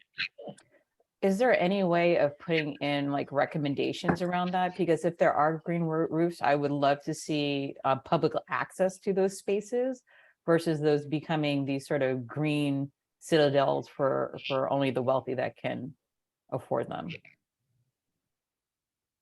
Yeah, it's a great point. And I think those are exactly the kind of things that we're looking to build into our civic value framework. So we can, we'll chat with our master development partner and get back to you with the acres that are included within the existing plan and then the opportunity on buildings as they're developed. Thank you. Thank you, Corbin. Nova and then Sabrina. And Russell, I'm Hi assuming. there, and I'm sorry, I'm calling from the road, or I'd have my video on. I just had a quick question, or I don't know how quick it is, but the question that I had that popped up, I think it's a beautiful concept. I really love the idea of removing some of the concrete that's over there and having that be more green. I am curious about that housing development, on whether there's an intent for families or children to live there, and if so, I'm wondering what the conversations have been around active play. I know that there's lots for children to do in a science and education-based park, but just wondering how active play is being built into the overall concept for the housing and the park. It is a really good question, and we're not quite that far yet, but it is the goal of the district to have that active play feel throughout. So we've been talking about, like, what would it mean to have interactive exhibits where you're learning about what's happening in the environment or the district, placed in all of the plazas or in outdoor play spaces, or even in the first floor of buildings throughout the district. So that's a level of work that we haven't gotten to quite yet, but what you're saying is exactly in line with the vision and what we hope to achieve. So would love to talk with you more about that. And as Preston said, there's not really a location yet identified to say, this is the tract where housing would go. We're just not that far. But I think in OMSI's ideal scenario would be family housing. And the other thing that, as you know, or probably know, is that PCC has a new president.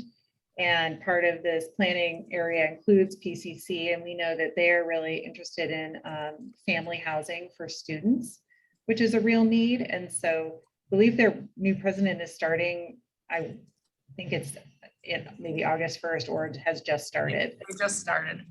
Just started. Okay, so we would like to have some more conversations with PCC about creative ways to think about that too. Great, Yeah, thank you so and much. Aaron, to add on to that briefly, it's a great opportunity for family affordable housing. It's in the Hosford Abernathy School District, which is a very high-ranking public school district within the city of Portland. So I think as we look to actual buildings, I think there you look to a high likelihood of OMSI as a goal, pushing towards family affordable housing as a heavy portion of the mix that's within the affordable housing portion. Thank you. Sabrina?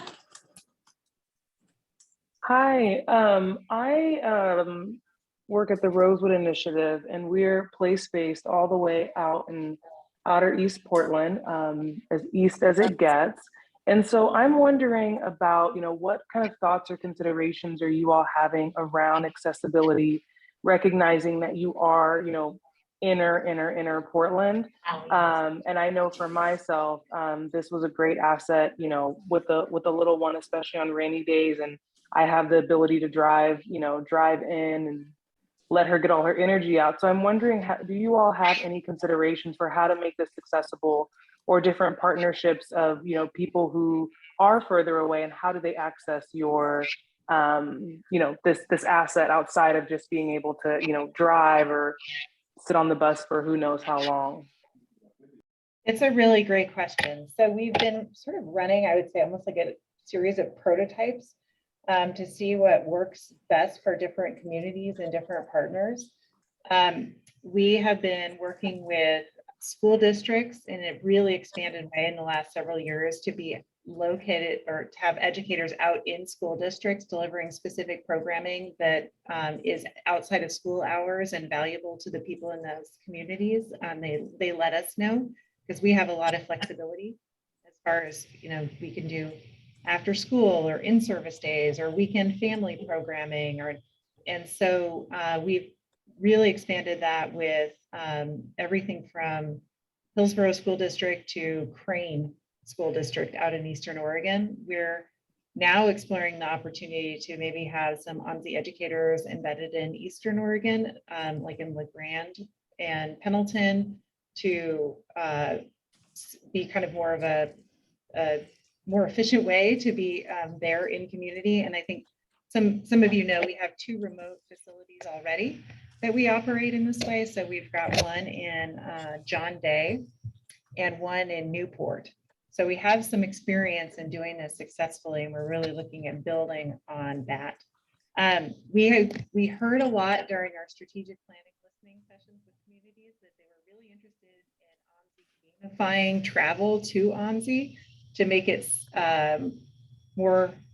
seem more fun for those longer trips to get here on public transportation. So that's certainly something that we are interested in exploring. We just haven't quite gotten there yet with the pandemic and everything else going on.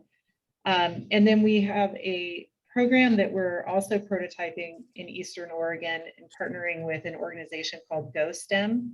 They have a maker bus, and we are developing the pedagogy and programming for the maker programming, but it will actually be a physical bus that can be driven to communities that couldn't make it here. So hopefully that will be launching within the next year or so, and that might be a good model for things that we could replicate elsewhere. Thank you. Thank you, Erin. Thank you, Sabrina. We see that I think Ally added a question in the chat about the percentage of housing that will be accessible to people with disabilities. And I don't know if that's a question you can answer off the top of your head, or if that's a consideration that can be at front of mind as you develop the conceptual plan.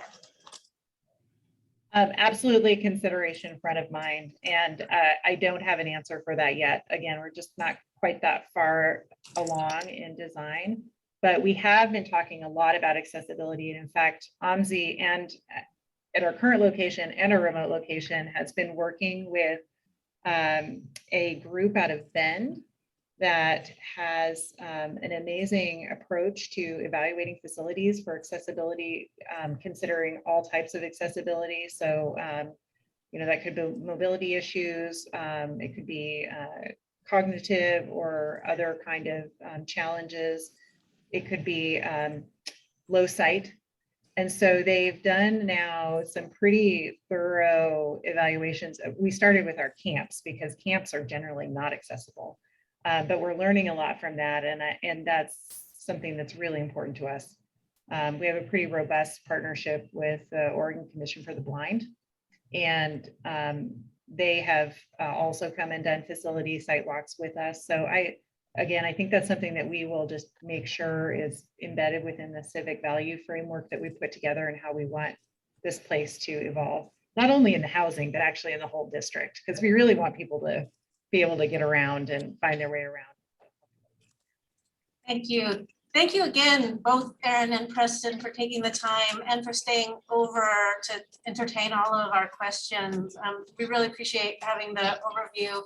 I know that you're going to be connecting with David and likely working with the Land Use and Infrastructure Working Group, because again, that's how this part of your master plan interplays with the development of the waterfront park, I think is really important. Esplanade, I guess it's Esplanade over there, right? Not waterfront. Anyway, so thank you very much. I wanted to make sure that there was no members of the public who popped in who wanted to make public comment. And if anyone has any suggestions or comments for future agendas, you can email me and Casey. If there's nothing else, I will entertain a motion from the floor to adjourn. Move to adjourn. Thank you, Casey. I don't know who seconded, but I heard somebody. Thanks, everyone. Okay, thank you. Yeah. Bye. I